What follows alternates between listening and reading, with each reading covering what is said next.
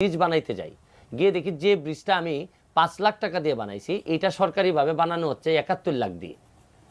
তখন এমন সব জিনিস আছে, সবাই বলে যে ও এগুলা ফেসবুকে আপনি বলেন, এগুলা সংসদে না বললে কাজ হবে না।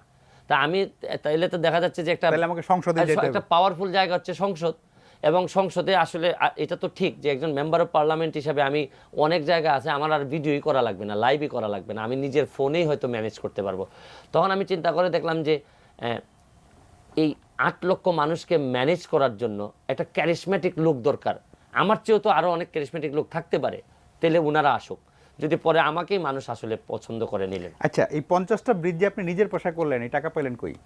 আমার সোর্স অফ ইনকামটা হচ্ছে গিয়ে আমি যে কাজটা, আপনি একজন আইনজীবী, ব্যারিস্টার। হ্যাঁ, আমি ব্যারিস্টার হিসাবে আমাদের কিন্তু অনেক ইনকাম বলতে হচ্ছে গিয়ে ধরেন আমি এমনও কাজ করছি যে অনেক ইনকাম, যেটা ইনকাম ট্যাক্স মানে আয়করের সব দিয়ে আমি যেটা করি, আমি যেটা